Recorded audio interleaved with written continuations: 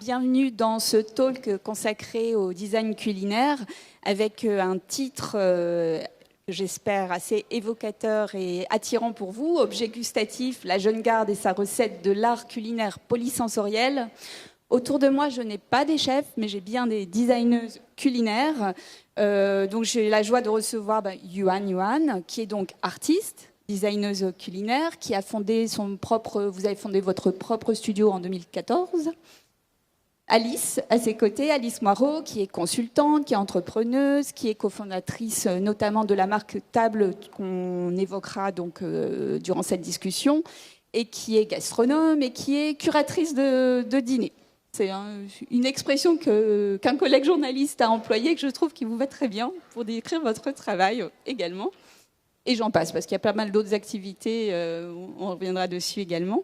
Et puis Marion Châtel-Chex, donc consultante, designer, fondatrice aussi du studio Exquisite, je dis bien.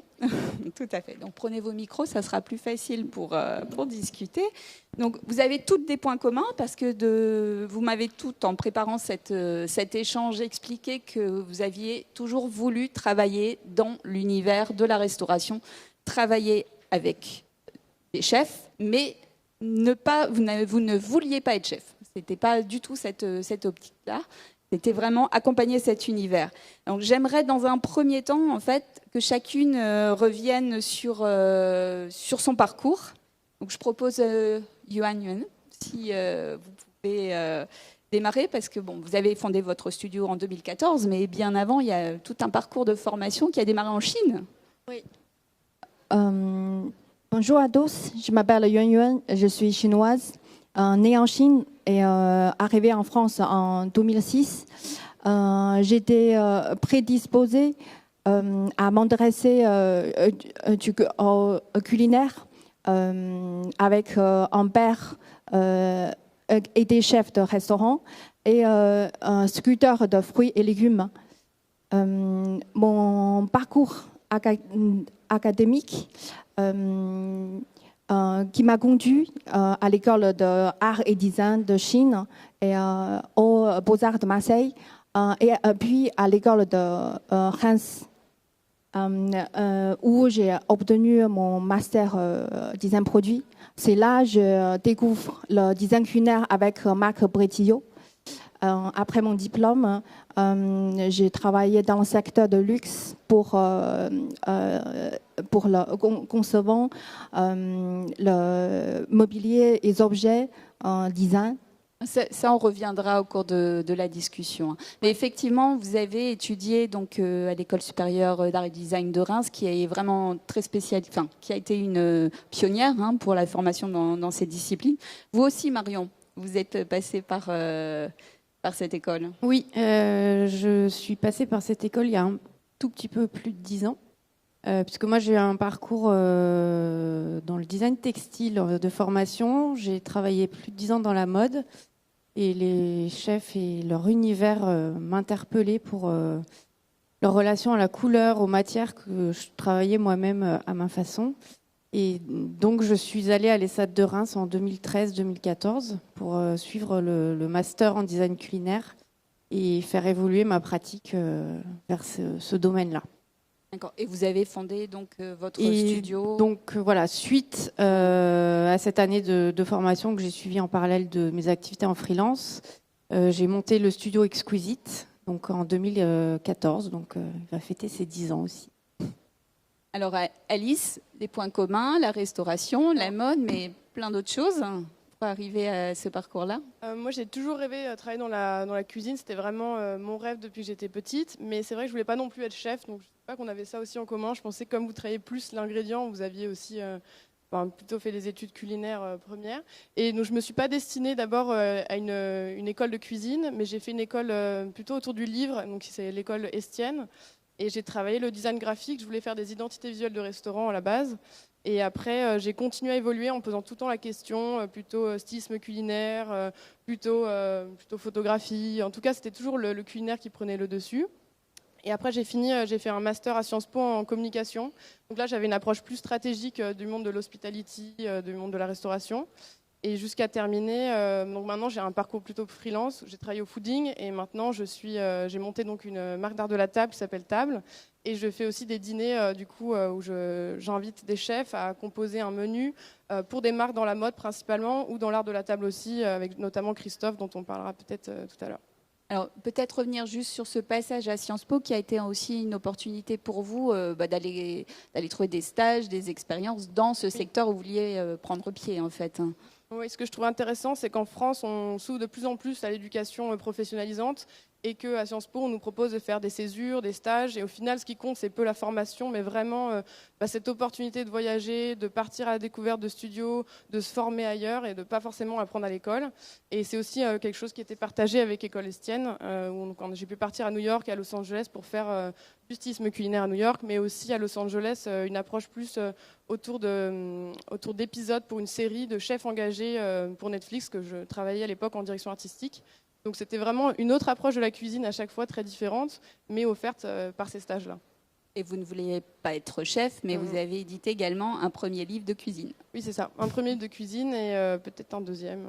J'aime beaucoup aussi travailler l'image de la recette, ça me plaît aussi beaucoup. On va peut-être commencer par le démarrage. Pour vous, pour chacune d'entre vous, petite question un petit peu difficile. Quelle définition vous donneriez du design culinaire? Parce qu'aujourd'hui, on en parle de plus en plus. C'est une discipline qui commence à être visible, même si elle existe depuis de nombreuses années. Marion, pour démarrer. C'est la question qui permet toujours d'animer les discussions dans les soirées. C'est quoi le design culinaire ? Et moi, pendant mes 10 ans de pratique, effectivement, c'est une définition qui a beaucoup évolué. Ça a commencé par une envie de rendre ce qui est éphémère inoubliable et du coup à chercher à comprendre comment on pouvait faire.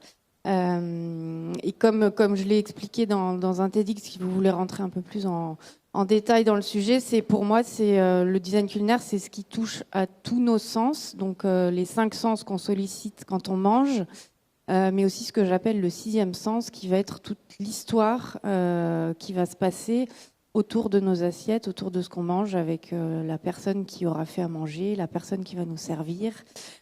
Tout ce qui se passe, qui est parfois de l'ordre aussi de l'imperceptible, mais qu'on perçoit finalement dans ces moments à table. Donc c'est vraiment ma définition actuelle du design culinaire. Je suis d'accord avec Marion. Et pour ma version de design culinaire, c'est la discipline du design qui s'adresse tout autour de la nourriture. Et il y a aussi, on s'adresse à l'acte de manger.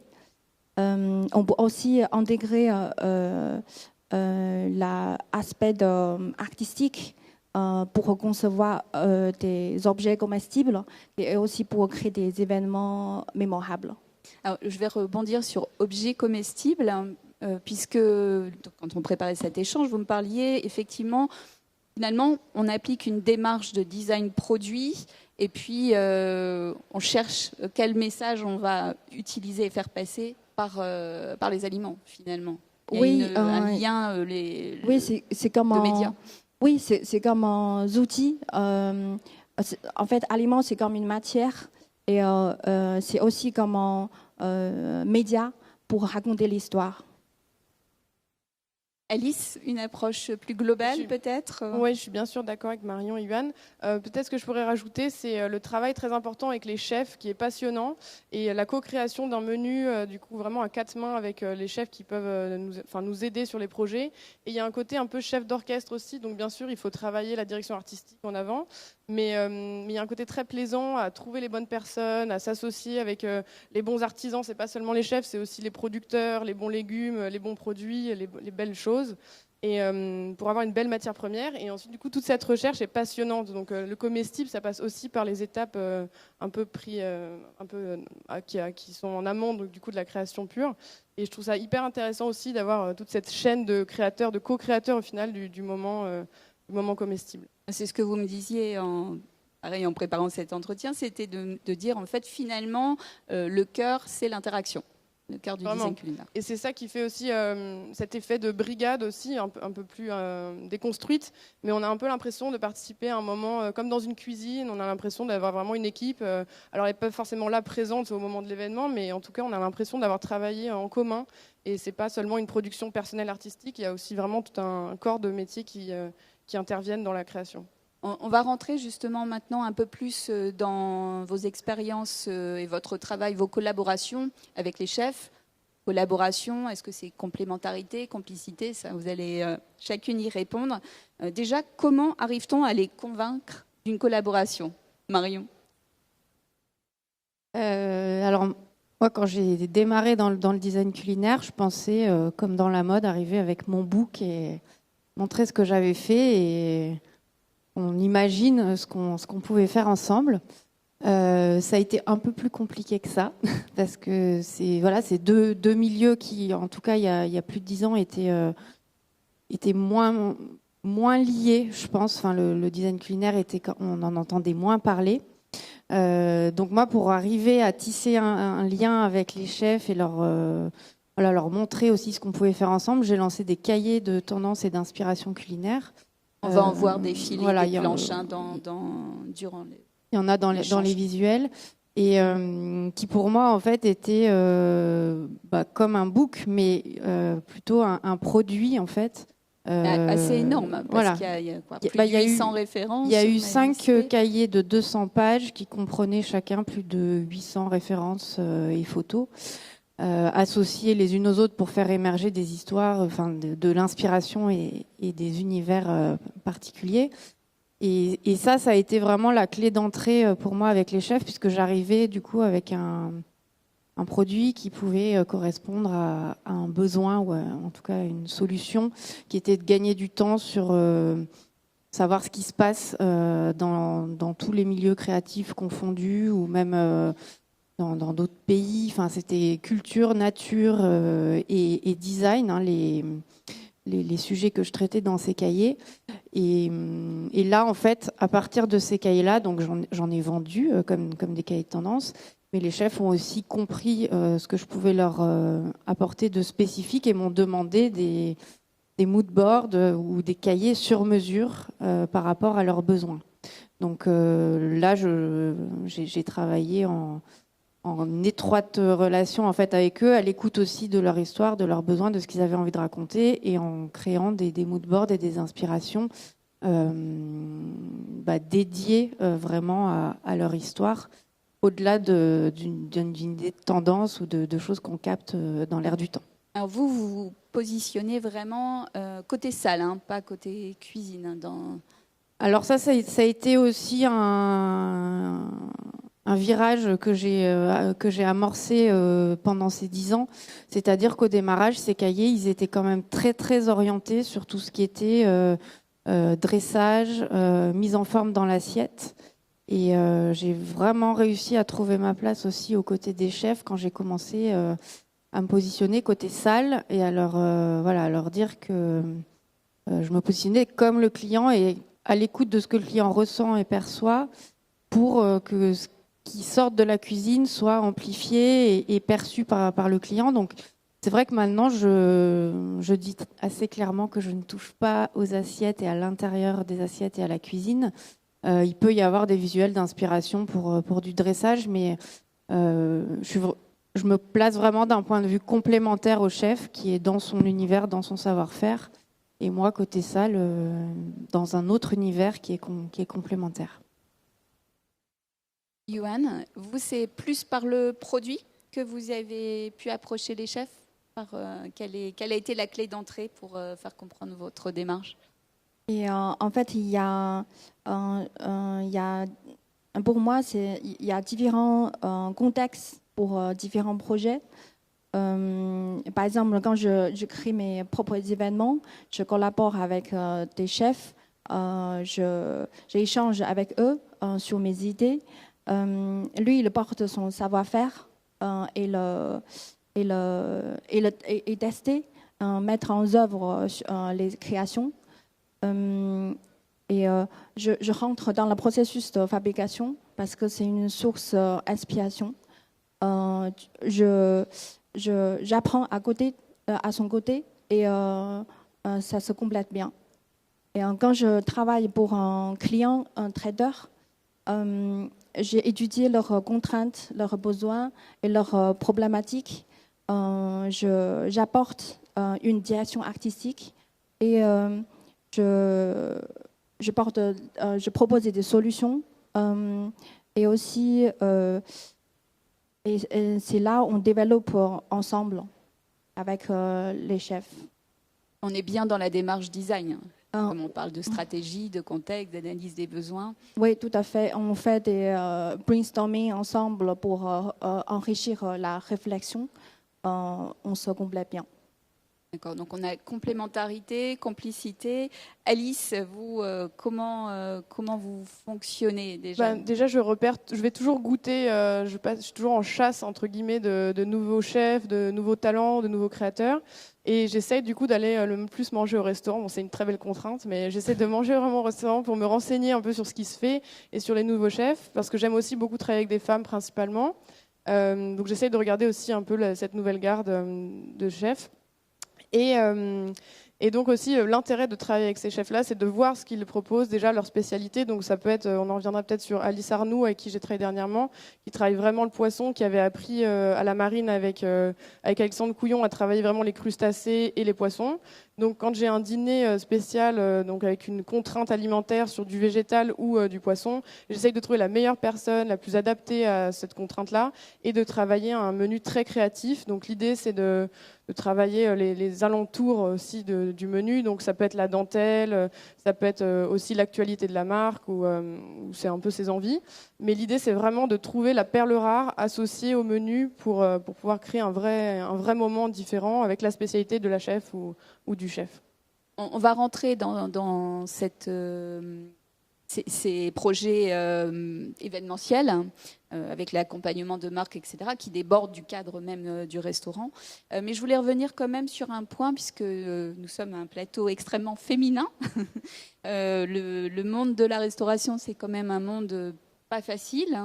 Comment vous avez abordé en tant que femme ce milieu-là? Est-ce que quelqu'un veut répondre? Est-ce que ça a été facile, moins facile? Est-ce que ça s'ouvre? Est-ce que ça change? Je trouve que globalement, ça change malheureusement très peu quand même s'il y a bien sûr des évolutions positives, mais ça reste très masculin. Et c'est un vrai problème parce qu'on remarque que même dans les restaurants qui ont un peu été dépoussiérés par le fooding depuis quand même 10-15 ans, il y a encore principalement des chefs masculins avec des brigades masculines, souvent la plupart du temps, et qui n'ont aucun problème avec ça. Donc c'est quand même assez dérangeant, je trouve. Et c'est très dur aussi quand on est une jeune femme de se positionner auprès de chefs âgés, blancs, installés depuis plusieurs années, et de réussir à avoir quand même un discours et d'être entendue en tant que du coup directrice artistique dans un milieu qui n'est pas forcément très ouvert aux femmes. Donc oui, il faut faire sa place, c'est sûr, mais c'est aussi très important qu'on soit là pour la défendre et qu'on ait une voix et qu'on la défende au quotidien. Moi, je trouve ça hyper. Je suis très fière de faire partie d'un groupe de femmes qui est active dans la restauration, en tout cas. Marion, vous voyez acquiescer? Oui, ça fait écho à ce que j'ai connu et ce que je traverse dans notre métier, où c'est effectivement parfois complexe de se positionner comme directrice artistique face à des gens qu'on appelle chefs. Donc il y a un espèce de rapport, alors qu'en fait, au final, on est complémentaires. Et moi, c'est toujours ce que j'ai soutenu en changeant comme ça de secteur, c'est se dire en fait ensemble on peut inventer des choses qu'on fait pas chacun de notre côté. Moi j'ai besoin des chefs parce que j'ai pas leur technique, j'ai pas leur savoir-faire, que ce soit en cuisine ou en pâtisserie. Donc on est complémentaires et à contrario j'ai cette sensibilité qui peut les aider aussi sur l'expérience qu'ils proposent à leurs clients côté salle. Donc au début je me suis présentée avec beaucoup d'humilité. Et j'ai effectivement vu que du coup on me prenait pas très au sérieux, donc il m'a fallu quelques années de pratique et d'affirmation pour arriver à effectivement faire comprendre que je ne marchais pas sur leur plate-bande de chef et que j'avais par contre pour le coup quelque chose de complémentaire Vous mettiez en apporter. lumière, Voilà, dans l'échange, et ça a commencé effectivement à s'ouvrir quand j'ai expliqué mon métier comme une mise en lumière de ce qui sortait de la cuisine et absolument pas quand j'ai arrêté de dire que j'allais dessiner les bûches de Noël ou les œufs de Pâques, par exemple, parce que ça, c'est leur partie créative, entre guillemets. Mais après, dans un restaurant, il n'y a pas que le produit, il y a aussi tout ce qu'on vit. Et donc, là-dessus, on est extrêmement complémentaires. Yoann, vous rejoignez Oui, vos deux collègues? Oui, les deux complètement. Et en fait, à ce jour, j'ai eu des expériences plutôt positives avec des chefs avec qui j'ai travaillé. Mais je pense que les femmes ont leur mot à dire dans ce domaine culinaire. Et je les encourage pour suivre leur passion. Voilà. Moi, je trouve que globalement, il faut juste assumer aussi que c'est OK pour les femmes d'oser parler avec les chefs. Et on a un peu un problème encore à oser demander, oser s'affirmer. Et c'est hyper important que ça se passe aussi dans la cuisine professionnellement et pas que dans le foyer, parce que c'est justement, encore une fois, le même parallèle, expertise et foyer. Et donc, je trouve ça hyper important qu'on soit armé et conscient aussi de ce qui nous attend pour pouvoir défendre un peu notre place aussi dans ce milieu d'experts. D'accord. On va revenir sur les activités. Donc, on voyait qu'effectivement, dans l'accompagnement, dans le cadre du restaurant, etc., enfin, on voyait bien avec notamment Marion dans vos propos, cette mise en lumière, ce passage dans la salle, cette continuité dans laquelle vous travaillez. Vous travaillez tout aussi sur des événements dans l'accompagnement de marques. Est-ce que vous pouvez un petit peu revenir sur ces projets-là? Par exemple, Marion, comment on travaille? Alors, l'ADN d'une marque, hein, ça devient aujourd'hui... comment on la rend visible dans des événements via justement des expériences culinaires? Alors, moi, je travaille pour le coup assez peu sur de l'événementiel. J'en ai fait au début avec mon studio, mais j'ai assez vite voulu me déporter de ce côté très éphémère, en fait, et vraiment inscrire ma démarche dans une construction de marque durable. Donc, c'est de l'accompagnement de stratégie globale. Alors, moi, je vais plus travailler à partir soit participer à l'écriture d'une plateforme de marque ou à partir du moment où elle est écrite et définie, voir comment justement on peut la déployer d'un point de vue multisensoriel.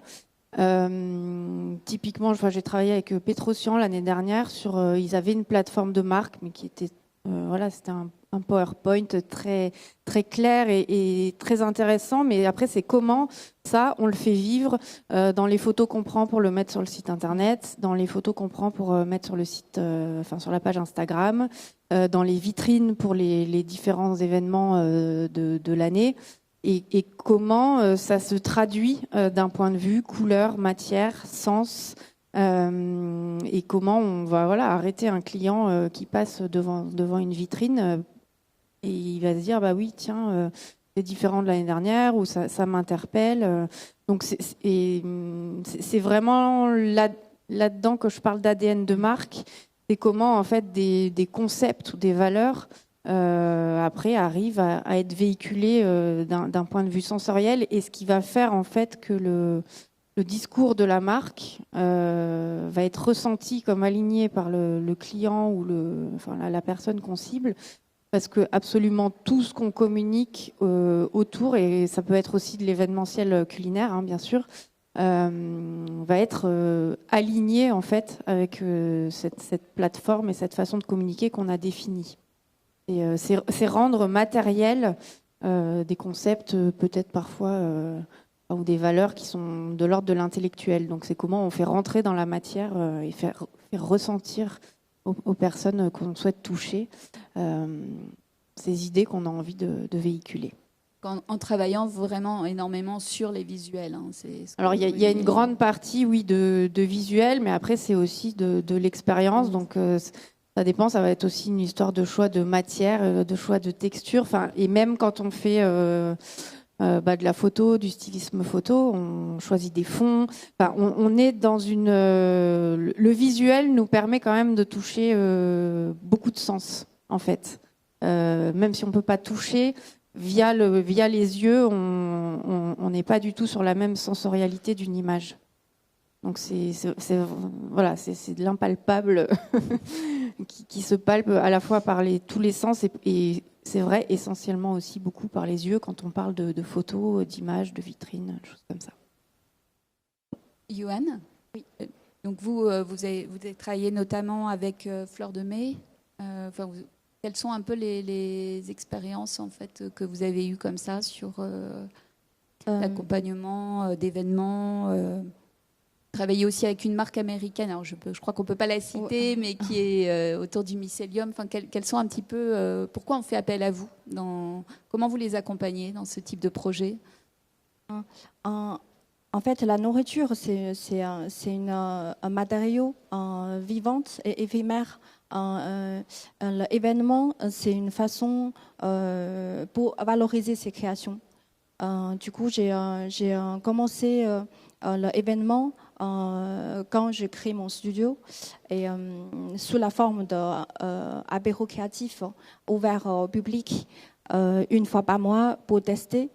Et ensuite, j'ai eu des commandes. C'est là l'activité commençait. Et souvent, les marques qui m'ont cherché parce qu'il apprécie mon univers créatif. Et, il m'a donné une carte blanche pour créer des installations comestibles. Et j'ai étudié l'univers, leur valeur et l'univers de la marque. Je le transposé à la manière artistique comestible qui la sublime. Et par exemple, je travaille pour Microworks. C'est la marque américaine. Il fabrique des matières qui remplacent le cuir animal à base de mycélium. Et j'ai créé une installation scénographie culinaire poétique et vivante pour mettre en valeur de leur marque créative et son ADN autour de mycélium. Ils viennent vraiment vous chercher pour transcrire dans quelque chose de vivant. Enfin, quand on parle de nourriture, il y a ce côté éphémère, mais il y a aussi ce rapport nature, vivant. Oui, tout à fait, parce que la nourriture, c'est vivant. Et du coup, je travaille aussi sur la fermentation. Donc, c'est vivant, c'est une cuisine vivante aussi. Et là, on se marie bien. Donc, c'est vraiment pour les marques, vous créez vraiment ces objets gustatifs. Oui, vraiment sur mesure. Sur mesure. Oui, tout à fait. Alice, donc vous avez un travail un petit peu différent dans l'accompagnement des marques, parce que déjà, vous n'aimez pas les one-shot, comme vous me disiez. C'est toujours plus intéressant de travailler au long terme avec une marque parce que maintenant qu'il y a tellement de marques et tellement de prises de parole, c'est intéressant de construire un long terme avec une marque, je trouve. Et du coup, de réussir à faire plusieurs dîners, plusieurs happenings ou alors un événement particulier, ensuite un shooting, de réussir à diversifier un peu les prises de position avec une marque, mais de continuer dans le long terme. Parce qu'on a un peu ce côté trop éphémère justement de l'association de marques. Et nous-mêmes étant un peu des marques à notre façon, c'est intéressant de faire une connexion créative, mais pas non plus trop éphémère selon moi. Et du coup, c'est intéressant de pouvoir créer plusieurs fois, en plusieurs points, ces activités-là. Et donc typiquement, c'est ce que j'essaie de faire avec Christophe, donc une maison d'argenterie ultra connue, et donc avec lesquelles j'avais très peu grandi d'ailleurs, mais avec des codes plutôt bourgeois. Et c'est assez intéressant de voir un peu le potentiel historique d'une marque et de le développer, d'essayer de le dépoussiérer, de le rendre un peu accessible aussi à une génération plus jeune. Et donc de travailler en plusieurs temps avec eux. Donc ça peut être des dîners, ça peut être des campagnes photos, ça peut être la création de produits, peut-être de l'ouverture à la joaillerie. Donc l'idée, c'est vraiment d'accompagner la marque dans ce dépoussièrement entre guillemets de son ADN et à travers le culinaire. Donc c'est un peu une espèce de parti pris un peu saugrenu quand on y pense, mais c'est une belle mise en valeur grâce au chef encore une fois et à cette co-création. Vous définissez par exemple vous parliez tout à l'heure de Perel. Donc vous définissez en fait vraiment des points, des valeurs, des images, et vous allez chercher en fait... Oui, l'idée c'est un peu de savoir un peu globalement comment la marque veut communiquer sur son actualité. Est-ce que c'est une sortie d'une collection? Est-ce que c'est le lancement d'un produit ou quoi? Et ensuite de voir un peu les grands mots-clés. Il y a toujours bien sûr des grands mots-clés.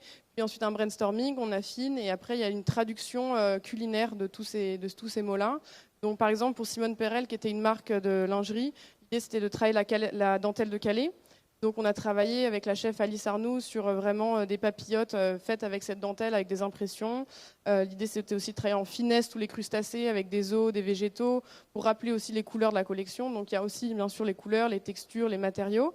Et c'est ça qui est intéressant aussi, c'est de voir un peu les grandes idées un peu floues d'un client, les rendre concrètes à travers un culinaire précis sur une table. Donc c'est vraiment le côté assez drôle de l'histoire, je trouve.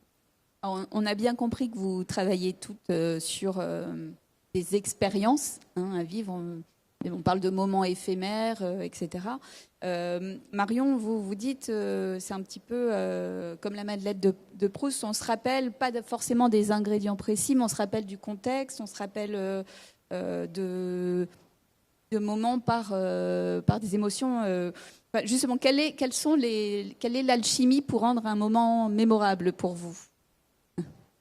C'est effectivement, je parle très souvent de Madeleine de Proust, et quand j'ai beaucoup interrogé les gens sur c'est quoi ta Madeleine de Proust, et toujours on commence par me dire c'est ma grand-mère qui avait cuisiné, c'était un été, il faisait super chaud. Enfin, on me parle toujours en fait du contexte qui était autour de ce plat qui est une Madeleine de Proust qu'on a mangé, mais personne ne se souvient exactement de la recette, des ingrédients, et on est vraiment souvent habité par un souvenir, une sensation qui est restée d'un moment global. Et pour moi, c'est vraiment cette relation à un tout qui est... je parlais tout à l'heure de cohérence. En fait, c'est à un moment donné où tout est absolument aligné pour nous faire ressentir quelque chose d'exceptionnel dont on va se souvenir toute notre vie. Et parfois, la Madeleine de Proust, on cherche à la retrouver, on demande la recette, on la refait exactement à l'identique, et elle n'est pas aussi bonne que la première fois qu'on l'a mangée. Donc c'est cette espèce de magie de l'instant en fait qu'on va connaître, qui va rester gravé dans nos mémoires. Et c'est vraiment ce à quoi je m'évertue de travailler. En fait, c'est comment on arrive, et c'est pour ça que j'œuvre aussi beaucoup dans le contexte du restaurant, parce que moi, ça me fascine de me dire que pour chaque table, pour chaque client, 2 fois par jour, tous les jours, on a le potentiel en fait de venir créer une Madeleine de Proust dans une forme aussi de répétition, et pas forcément d'effet waouh d'un événement où parfois je me dis c'est presque plus facile en fait de venir créer un choc émotionnel quand on a des moyens énormes. Karl Lagerfeld dans le Grand Palais qui nous transforme le Grand Palais en plage, en station de ski, etc. C'est des effets, voilà, on est dans de l'événement et on est dans un choc émotionnel qui est très fort, mais qui suscite aussi beaucoup de moyens. Et je trouve que pour moi, la contrainte aussi du restaurant et de ce quotidien de la salle du restaurant vient nous faire travailler vraiment quelque chose de très intime. Et presque du coup on est dans une sorte de théâtre très intimiste où on peut nous faire comprendre qu'on est sur une plage en posant juste une serviette sur la scène, et moi c'est vraiment dans ce genre de petits détails que je vais avoir venir envie de raconter des histoires sans être forcément trop démonstratif. Vous dites que vous travaillez sur de l'imperceptible. Voilà, c'est ça, et l'imperceptible se trouve dans les détails, et quelqu'un qui va être plus sensible peut-être au son, aux odeurs, c'est jouer sur tous les sens aussi pour que toucher chaque personne suivant sa propre sensibilité, et que pour le coup quelqu'un qui est sensible à tous les sens ressente la cohérence par tous les médiums avec lesquels on a essayé de le toucher. Justement, la reconnexion de ces 5 sens, Yohan, vous me disiez que c'était pour vous ce qui est peut-être l'un des éléments clés de cette alchimie et la curiosité en plus. Oui. Dans l'idée de mise en scène, comment en fait vous dans ces moments qui sont des moments éphémères, hein, on a bien compris, qu'est-ce qui rend l'instant mémorable pour vous? Alors, ma recette crée des objets mémorables. Ça tient est un slogan. Pardon. Éveille les yeux, nourrir l'esprit, régaler les papilles. Et par exemple, j'ai fait des recherches sur le biomatériau issu du coproduit alimentaire. Je le combine avec des techniques métiers d'art et les nouvelles technologies pour créer des installations artistiques contemporaines. Alors, pour résumer, les recettes, les créations, le premier, c'est polysensoriel. C'est les matières, couleurs, le son, art de table, décoration, etc. Moi, souvent, j'ai créé et aussi fabriqué des objets pour créer des expériences uniques. Le deuxièmement, c'est l'interactif. Parce que les convives sont acteurs d'expérience. Le troisièmement, c'est délicieux et le bon pour la santé. Et moi, j'utilise toujours le produit de qualité, des logos, des saisons. Et je travaille de plus en plus sur la fermentation.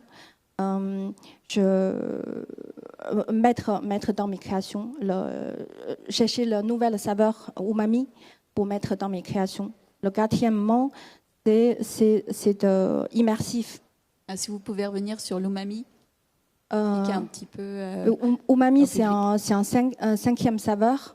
D'après le salé, sucré, acide, amer. Mm-hmm. Ça développe plus en Asie, mais c'est une grande tendance qui arrive dans nos assiettes. Oui, tout à fait. Voilà. Justement, dans ce nouveau rapport, ce nouveau regard que l'on porte aujourd'hui sur les assiettes, avec une attention aux produits, hein, ça, on l'entend bien dans ce que vous dites, Yohan. Et est-ce qu'il y a un rapport à l'alimentation qui a changé ? Alors déjà, Alice, vous vouliez déjà, quand je vous ai posé la question, vous m'avez dit, déjà, il y a un retour de la convivialité. Il faut qu'on retrouve plus de simplicité. Oui, il y a un vrai retour. Bon, bien sûr, avec le Covid, on s'est plus retrouvé chez soi, donc il y a une vraie envie de recevoir ses amis, de mettre les petits plats dans les grands, de faire un effort un peu extra sur la présentation, sur l'art de la table, sur la nourriture. Et il y a un temps accordé à ce moment qui est beaucoup plus important qu'il me semble qu'avant le Covid. Et il y a aussi un vrai retour, selon moi, en termes de produits, vraiment un retour au traditionnel. Ça se voit dans les restaurants aussi. Mais le retour c'est tout simple, mais de la blanquette, des bœufs bourguignons, des plats réconfortants en sauce, mais aussi de l'esthétique de l'argenterie aussi qui revient vraiment même dans les événements, je trouve aussi d'ailleurs. Beaucoup de plateaux en argenterie, beaucoup de couverts en argenterie, des coquetiers. Enfin, vraiment, c'est un vrai retour sur la céramique traditionnelle de Gien aussi, j'ai l'impression. Donc, il y a un peu un amour qui revient sur la scène, en tout cas culinaire, pour les codes traditionnels français de la gastronomie, comme on l'entend de la manière de l'UNESCO, quoi. Et j'ai l'impression que ça se traduit aussi chez les personnes. Et de plus en temps, on stylise son assiette ou son plat. On fait un peu un effort même pour un repas personnel avec de l'argenterie, des petits côtés un peu, justement, des codes bourgeois qui viennent s'installer dans notre quotidien.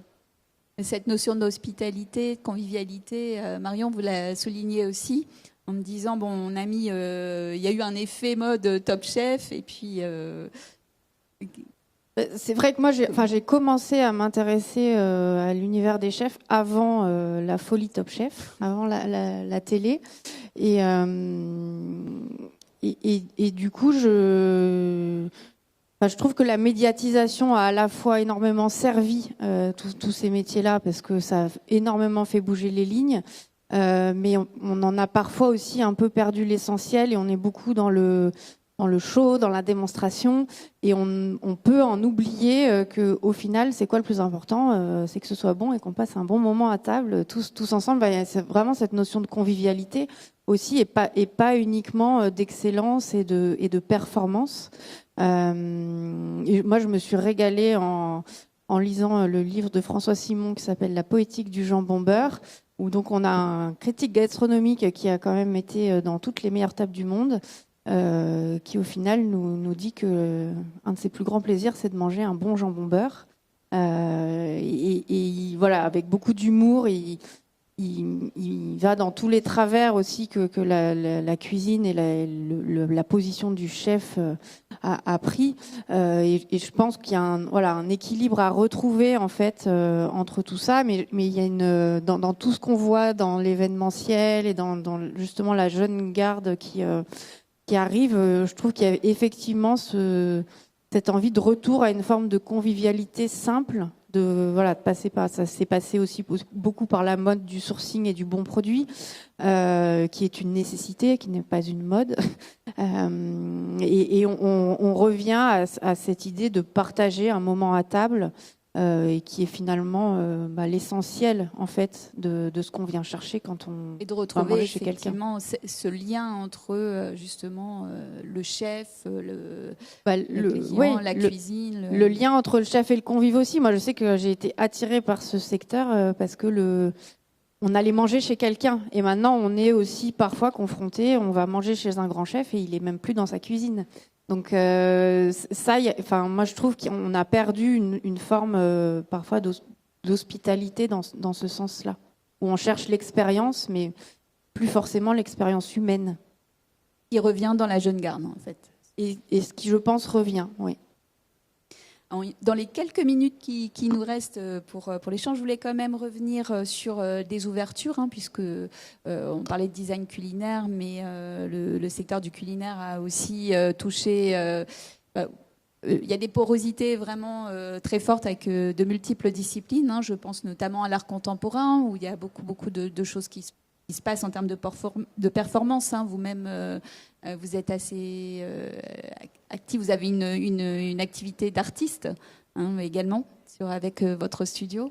Et puis on a vu effectivement des résidences, des performances autour du rituel, qui associe aussi des artisans. Par exemple, je pense à Céline Pelcé, à la Villa Kujoyama, où il y a des choses qui se passent à la Villa Médicis. Donc ça montre vraiment la créativité très forte de ce domaine, et le fait que ce soit aussi porté par l'art contemporain.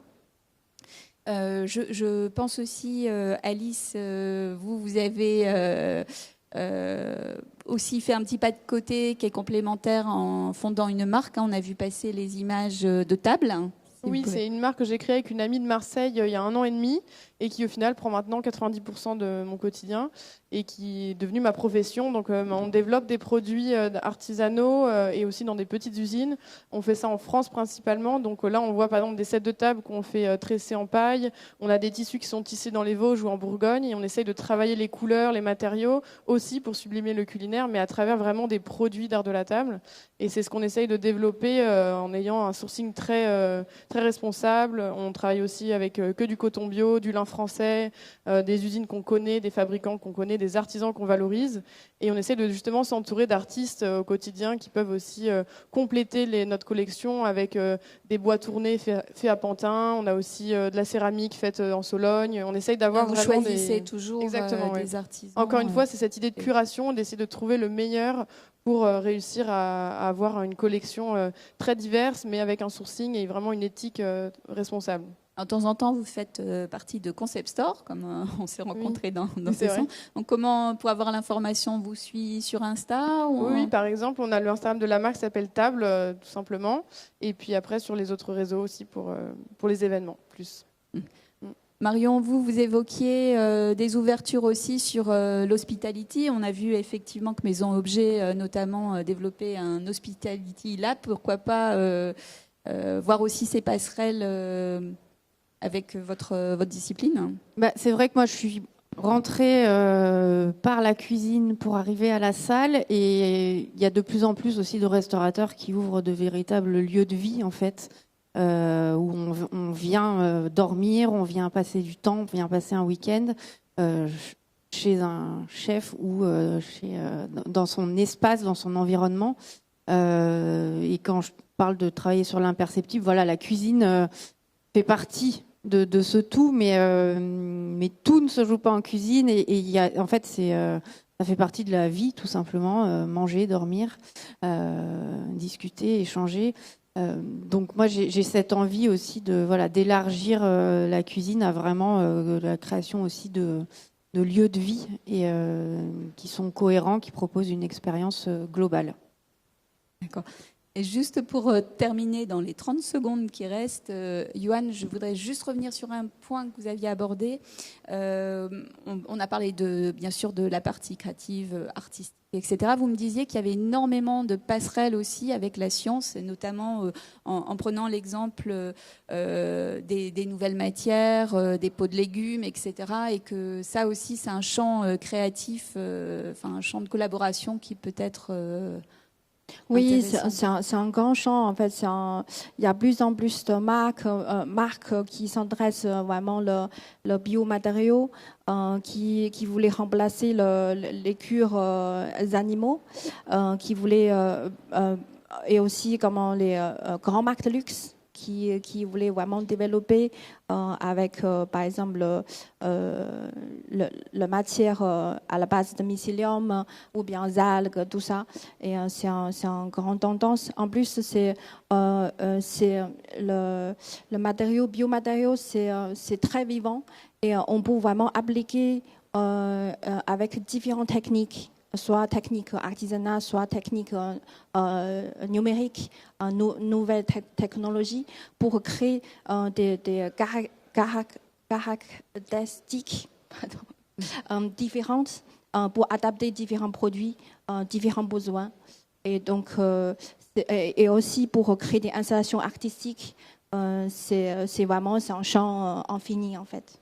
Voilà, c'est ce qu'on va retenir en conclusion, que les aliments sortent de la cuisine aussi pour aller vers d'autres champs. Et je vous remercie à toutes les trois de votre participation. Et puis, rendez-vous sur vos sites web, vos Instagram. On n'a pas parlé d'Insta, mais c'est vrai que c'est aussi un des éléments importants aussi dans cet aspect mémorable.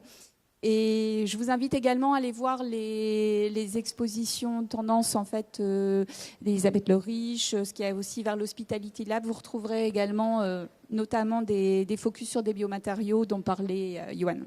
Merci à tous.